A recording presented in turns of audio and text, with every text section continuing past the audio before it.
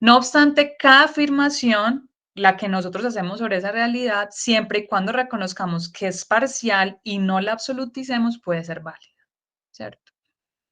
Y eso es más o menos una manera como procede también el pensamiento filosófico de la India. Los sistemas filosóficos de la India, que se les llama darsanas, se les conoce como puntos de vista, ¿cierto? Entonces, sabemos que es parcial, en ese sentido es válida. Entonces, aquí lo que tenemos es que evitar, más que decir, es que es un relativismo, es más bien no pararnos en un absolutismo.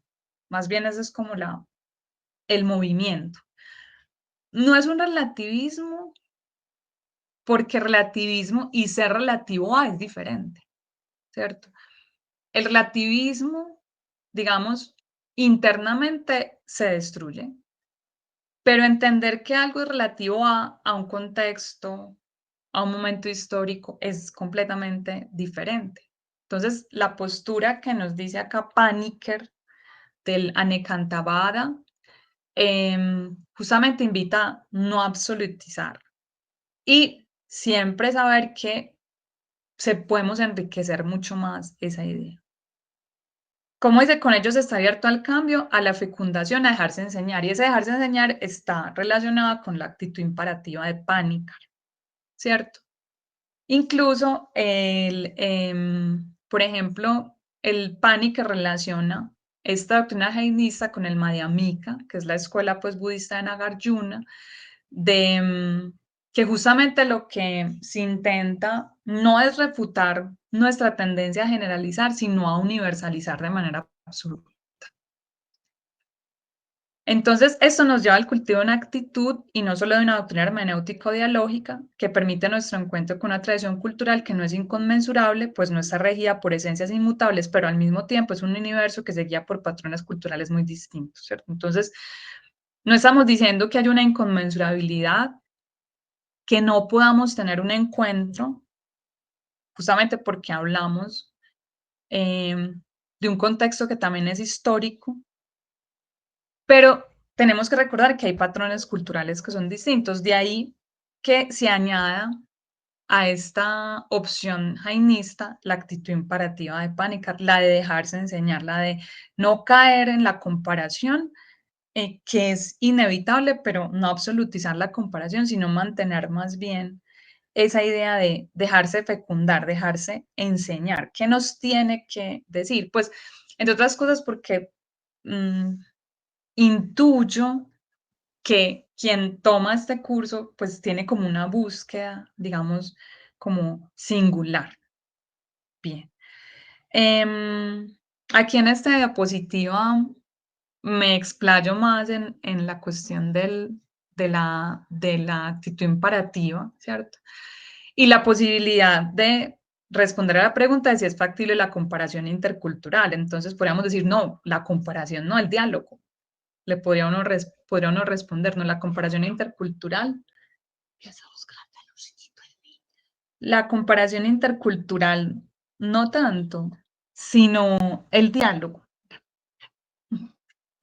intercultural. Entonces, Panikkar, aquí sí Panikkar, en el libro La experiencia filosófica de la India, dice, para que un diálogo intercultural se dé, es necesario aceptar que toda interpretación no se hace desde una plataforma neutral, sino desde un punto de vista, completamente. O sea, ¿por qué elijo el budismo Zen y no el budismo Theravada? ¿Cierto? En principio, obviamente esa decisión, bueno, puede estar movida por mucho conocimiento o no, ¿cierto? Más porque hay algo en la práctica que efectivamente me llama y ya luego yo empiezo a comprender qué es, ¿cierto? Entonces, no se hace desde un punto de vista neutral, o sea, hay unos afectos, hay unas inclinaciones y también hay un saber tácito, implícito y que ya luego se va haciendo explícito y con el tiempo más riguroso, que va mostrando que mi posición de por qué me acerco al otro desde un diálogo intercultural no es desde una posición neutral, ¿cierto? Y porque como dice Panecar, despojarnos de nuestra lengua, nuestra cultura, nuestros hábitos sería como desgajar nuestro ser. Entonces, la invitación del curso no es a desgajar nuestro ser, es a enriquecer, digamos, nuestro campo de saber, de práctica, escuchando, intentando dejar dejarnos enseñar por ese otro. Así, cuando establecemos una relación intercultural, si bien tenemos que partir desde nuestro contexto y ámbito vital, sin embargo, lo hacemos con una actitud que permite la apertura hacia y la escucha de lo extraño, de lo que es extraño en principio. Entonces, es particular porque, claro, nosotros tenemos que tener como ese deseo de apertura. O sea, es como, eh, cuando lee las meditaciones metafísicas de Descartes y pues lo que uno ve en Descartes es un deseo por la verdad. Es un deseo por salir como de la duda. Aquí, antes que una norma de así debe ser este diálogo, nos tenemos que mover por un deseo de apertura, de, o sea, esto que es extraño, yo quisiera conocerlo, ¿cierto? Por lo que dice justamente Panikkar, pues quien entabla un diálogo intercultural lo hace porque tiene la necesidad vital de comprenderse, porque tiene la necesidad de iluminar aspectos de algún problema por medio de su relación con el otro, ¿cierto? Entonces, la propuesta metodológica de la interculturalidad se desarrollaría en dos momentos fundamentales, uno de carácter vivencial y otro de carácter teórico, que son a su vez interdependientes. En el primero, la interculturalidad se desarrolla en el ámbito de la praxis. Me abro a la otra cultura y adopto una actitud receptiva, de escucha, de aprendizaje, que permite un diálogo cuyas reglas no se establecen lógicamente, sino existencialmente. En principio, se establece, o sea, este deseo de relacionarse, de un diálogo intercultural, se establece desde una necesidad existencial, que luego se nutre teóricamente. Podríamos decir que es un diálogo esencialmente en el orden de la amistad. Pánica dirá que es un diálogo que se hace desde el amor al otro, porque solo puede conocerse lo que se ama, dice Pánica. Esta praxis vital da paso al momento teórico de la comprensión, en la cual la propia cultura se enriquece gracias a la autorreflexión que implica el distanciarse del propio punto de vista y mirarse a través de los ojos de otros. El momento teórico logra la comprensión del otro al permitirnos reconocer en la otra cultura no lo propio expresado de forma extraña, imperfecta o incompleta, sino otras formas de hacer lo mismo, digámoslo como de esa manera. Entonces, si ustedes ven, o sea, primero nos mueve justamente como ese deseo que nos lleva como una actitud de apertura que luego permite que esa praxis vital se vaya enriqueciendo teóricamente. Bueno, em, quisiera como dejar esto para la próxima clase, más bien. Em, bueno, pero de pronto antes de cerrar, espérense, yo veo si me pasé. No.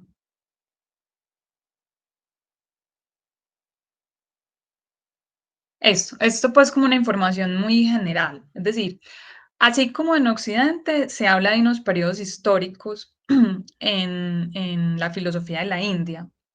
Em, pero, por ejemplo, si uno mira como la postura de Hadot, de Pierre Hadot, él dice, bueno, podríamos hacer una historia de la filosofía más bien de las prácticas, que me parece que es una postura, pues, además de interesante, muy enriquecedora.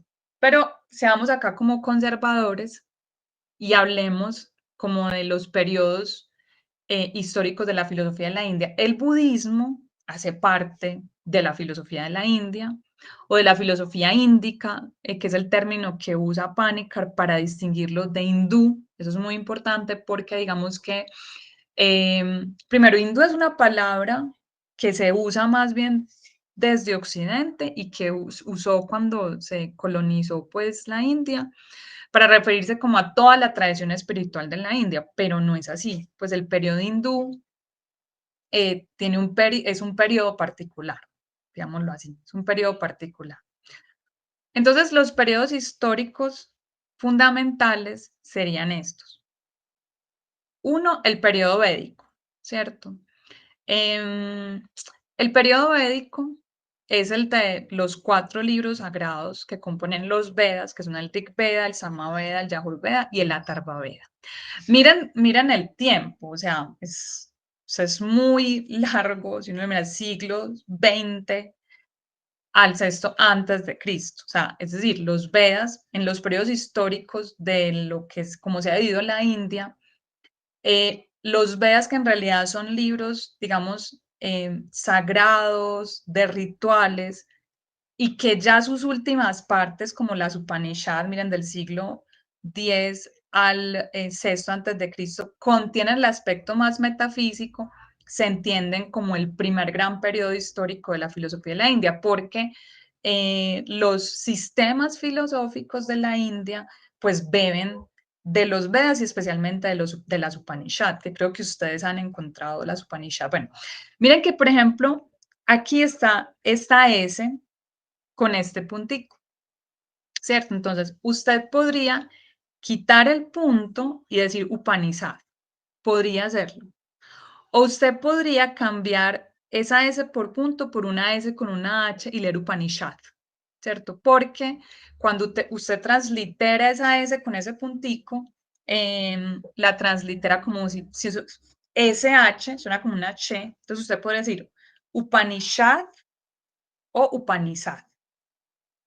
Usted podría decir Upanishad si le quita el punto, podría dejarlo así y leer Upanishad o quitarle el punto y poner una SH y leer Upanishad. Y así lo van a encontrar, como les digo, dependiendo de la decisión del traductor.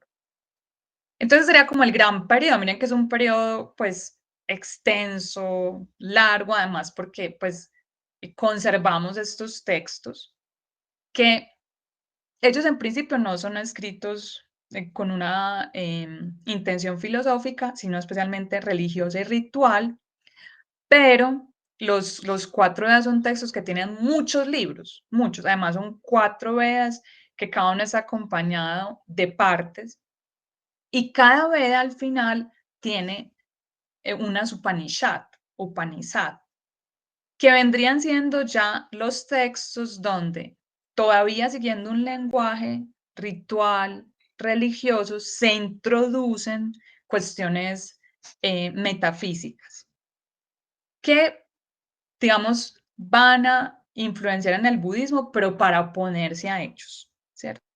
Esto lo vamos a ver después con más cuidado. Luego viene el periodo clásico brahmánico budista, ¿cierto? Donde pues ya es la época, ay mami, muchas gracias, no, donde ya es la época tanto de acogida de lo que dicen los Vedas y las Upanishads, entonces ahí vemos ya como los sistemas propiamente filosóficos que siguen los Vedas y los que no siguen los Vedas, que es el budismo, por ejemplo, ¿cierto? Por eso hablamos de un periodo brahmánico budista. La tradición brahmánica sería la que, al seguir las Upanishads y los Vedas, entonces sigue ciertas doctrinas y la budista que se opone a esas doctrinas. ¿Cuál doctrina especialmente? La idea de que exista un Brahma o una realidad absoluta, como una substancia absoluta que no cambia, y la idea de que exista un alma o Atman, que sería la palabra.